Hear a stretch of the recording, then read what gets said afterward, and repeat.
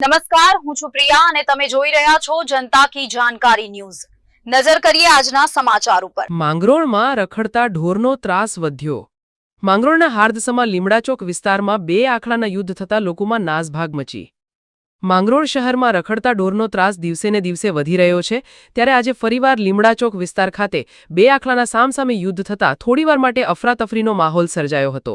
સદનસીબે કોઈ વ્યક્તિને ઈજા નથી થઈ, પરંતુ રોડ સાઈડ પાર્ક કરેલ એક સાયકલ અને બે બાઇકમાં નુકસાન પહોંચાડ્યું।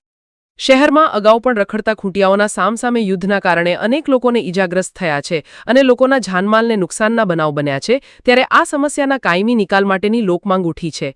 આ આખલા યુદ્ધના કારણે કોઈનું મૃત્યુ પામે તો જવાબદાર કોણ, તેવું પ્રજા પૂછી રહેલ છે। રિપોર્ટર વિનુભાઈ મેસવાણીયા, માંગરોળ, જૂનાગઢ।